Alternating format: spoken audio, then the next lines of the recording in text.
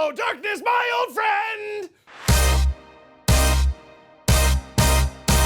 Oh, dang it. I wore my rant pants today. Hi, and welcome to this week's edition of Steve's Dang It's for the end of the first round. I have received several comments in the past that I don't give the Leafs enough grief. Let me just begin by saying I welcome you to Google me. Did he really just say, yes, I got time today? My book is not called Hey, This Is Fun. And number two, if you've wanted me to rant about the Leafs, oh, bud, you might want to stick around. I want to start with one that was forgotten a little bit on account of it happened so long ago.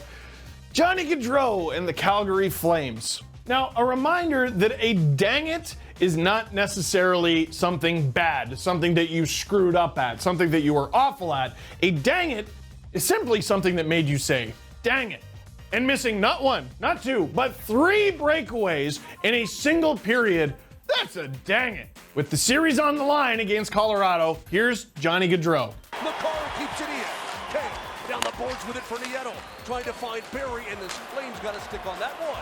Sent ahead, and Gaudreau into the avalanche zone. Down low, saved by Grubauer. And a penalty coming up. Will it be a penalty shot? Oh, it is, Bush. It is. It is. All right, it's going to be a penalty shot for Johnny Gaudreau. With 6:06 to go in the first. A chance for number 13 to tie the game. Clear-cut breakaway, and that's why it's going to be a penalty shot, but a nice job in transition here, backwards to forwards, fights off the check. Oh, he's so close. No, that's got to be a penalty shot. Penalty shot for sure. Yeah.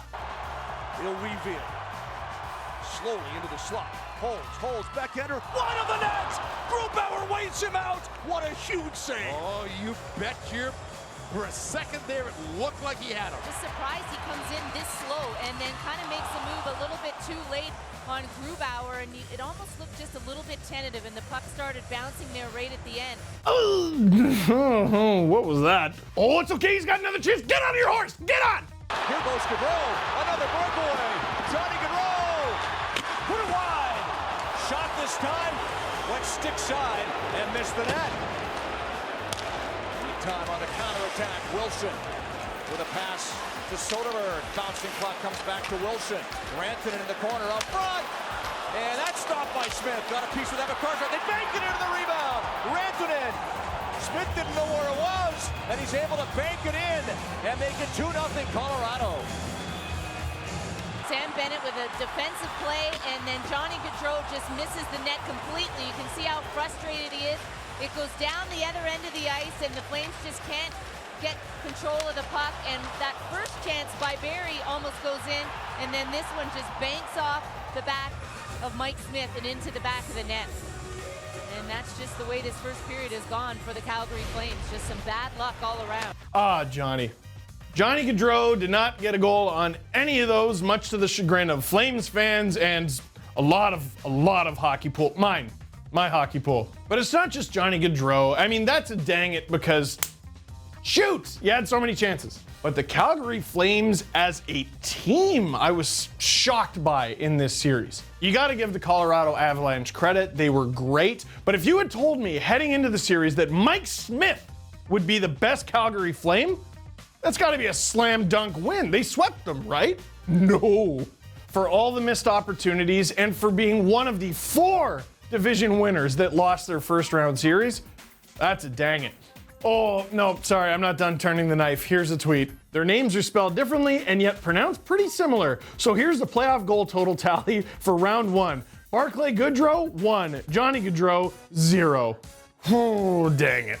Oh. Dang it number 2. Oh, I bet you want to know what dang it number 2 is. Who is going to be dang it number 2? The Toronto Maple Leafs! Again with your nonsense. Garbage! I said Leafs in 6, and you know what? That was looking pretty good. They got home ice for game 6 after winning their second in Boston. Second? What? Oh, it's finally gonna happen, Boston. It's coming right at you. Okay, so they lose game 6. All right, it's fine. They've already won 2 in Boston in this series. Watch. This is going to be the one. This is going to be poetic justice. The Toronto Maple Leafs are going to get it done in Game 7 against the Boston Bruins on their own home ice. Exercise those demons. Let's go. And then this happened. Grizzly, centering pass. Marston shot, he scores!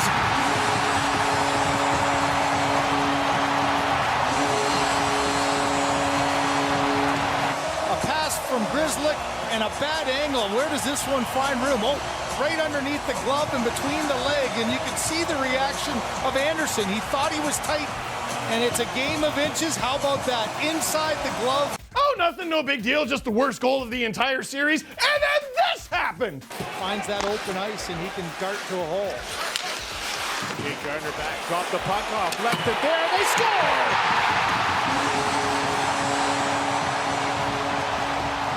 Marcus Johansson. A turnover in Toronto's zone, and the Bruins have a 2-0 lead.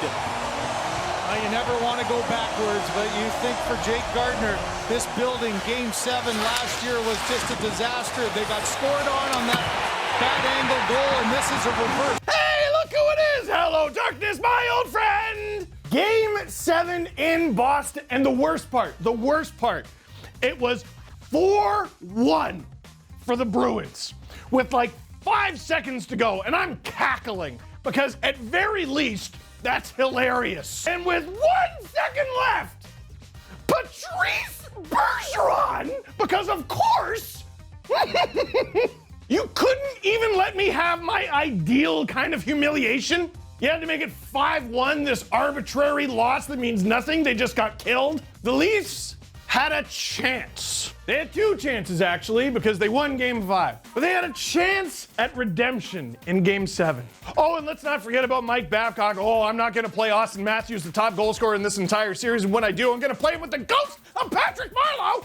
In this Game 7, the Toronto Maple Leafs really were TML. Dang it. Dang it, dang it. Over half a century of dang it. Hang your heads in shame. How dare you? 12 more years till they're off the cup, Drew said. What cup? What cup are you talking about? I sure feel like, how would I ever possibly, the Calder Cup? Couldn't be that, they're on that. Isn't that great? What other cup, the Grey Cup? What cup could you be talking about? Go soak your head, Drew, I'm done. Actually, no, I'm not done. I have one more rant I would like to do. And Drew, you know what you should do? You should become an NHL ref with that kind of attitude. Okay, now this is graphic, but we kind of have to show it. Here is the play that changed the entire series, let's be honest. Here's Cody Eakin cross-checking Joe Pavelski in the face.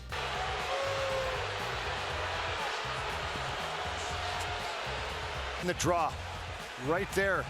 He creeps cross-check, and then a double whammy as his head hits off the ice. Okay, keep an eye on Pavelski. He falls, you're right, on the side of his head. And Cody Eakin's out of the game. They pushed him right there, knocked Pavelski off. Obviously with a head injury, is being helped off the ice to the Sharks dressing room, and not something you like to see. Wow. First of all, that's awful what happened to Joe Pavelski. Hockey's a fast sport. It moves very fast. I didn't see what happened there, but if Cody Eakin did that, my goodness, well earned. But as they showed on the replay, as you could see, the instant the replay began, it didn't take a lengthy replay. You can see Cody Eakin did not cross-check Joe Pavelski in the face. You could argue he cross-checked him in the chest, and maybe that gets a 2-minute minor. But that is the sort of cross-check that happens 75 to 100 times a game. What happened to Joe Pavelski there was a freak accident. It was awful. But from one look, not even at the replay, like the NHL refs look at a screen this big anyway, but any GIF on their phone, they would have seen Eakin didn't touch him. Well, he touched it. It was in the chest. No one, has there ever been a 5-minute major for cross-checking to the chest? So with 12 minutes left in Game 7, Vegas up 3-0. In Game 7, when murder is practically legal, they decide to give San Jose a 5-minute major power play. And then, a secondary dang it, this happens. 5-minute short power play. Carlson shoots, that's blocked. LeBanc sends it back across. Patrice scores! Took 6 seconds, and the Sharks are on the board. Face-off win, puck deflected. LeBanc finds Couture. He beats Marc-Andre. Ooh, that's bad, but it's only one. It back to Erik Karlsson. Karlsson along. Risha takes score. And the Sharks are within 1.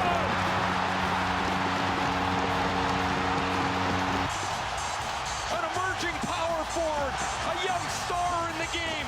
Thomas Hertl deflects the Erik Karlsson shot up over top of Marc-Andre Fleury. Oh boy, they're gonna do the thing. Drops it back to Burns, swings it back across the tree, shoots, scores! Ties the game! Absolutely unbelievable! Look at this scene on the Sharks bench.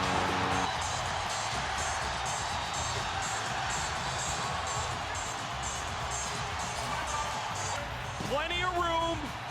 Oh my God, they did the thing, but it's okay. In overtime, nope. Point works his way in. Quebec walks it in, fires, scores! And the Sharks have taken the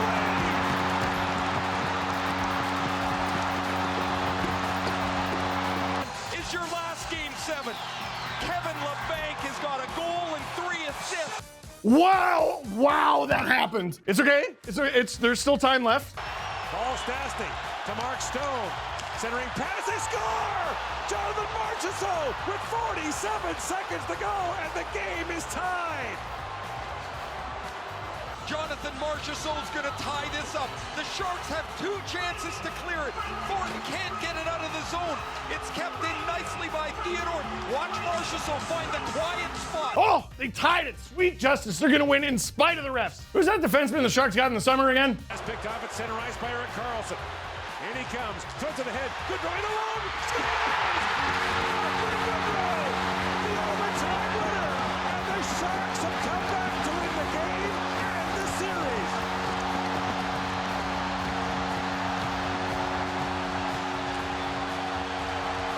He's going to get outside of Braden McNabb, cut hard to the net, and beat Marc-Andre Fleury around the right foot. What a nice feed from Karlsson, but it's the bold move by Gaudreau. Oh. Well, Vegas got screwed by terrible officiating. So as a longtime hockey fan, let me just say, welcome to the NHL, Golden Knights. You're finally here. Now, I've seen a lot of you on hockey Twitter. Well, I mean, the penalty was bad, but Vegas allowed 4 goals. I mean, they choked.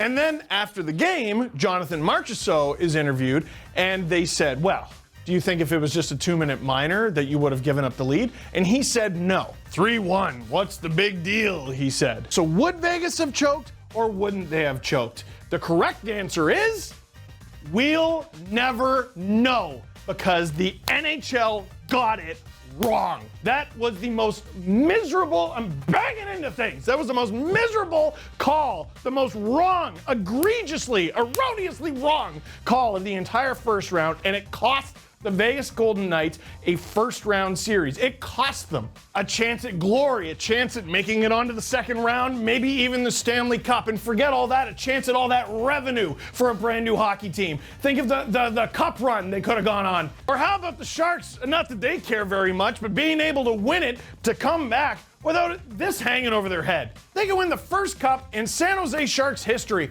And Joe Thornton, finally wins it. Tears in his eyes. And he hands it to Erik Karlsson. And they hand it to Joe Pavelski or something. But the entire time, you'll know that it was at least in parts because the NHL just doesn't have its stuff figured out.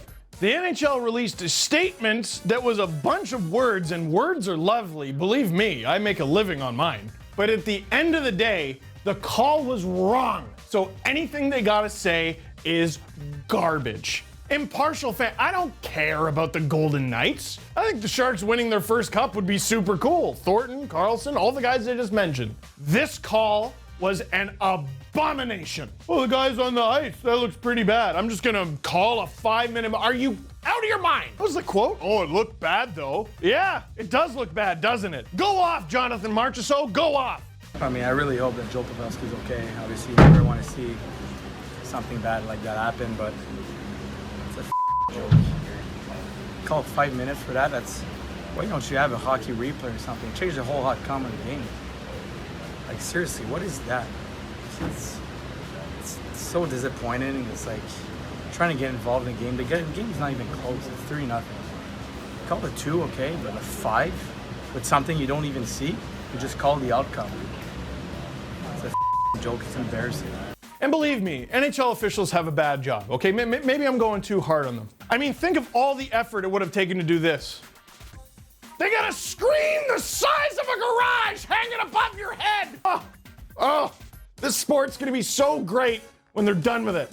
That is a dang it, NH hold this L. Awful, awful, awful. And now, because of an egregiously wrong call like this one, there's probably, I bet, gonna be video review for 5-minute majors. And you might say, hey, well, you know, that's not a bad idea. It's just 5-minute majors, and how often do those happen? You know what? As long as I get the call right. And then it's gonna be minors, but like in the final 5 minutes of the game or something like that, final minute of the game. And then it's gonna be, I don't know, let's just review every penalty if we wanna get everything right. And then it's gonna be, oh, screw it, let's all just watch Fortnite. Because they couldn't do this. They couldn't do that, it's really hard. Sorry, I'm not done, I gotta end it here. Oof, Maron, terrible. Awful. That's a dang it. That is a series costing dang it. So that is it for this one. Thank you very much for watching. Leave a comment in the comment box down below. I'm sure I'm gonna hear from all kinds of refs. What was me stories. Click like if you like this video. Click subscribe. If you really liked it, tell all your friends. Wow, that was easy.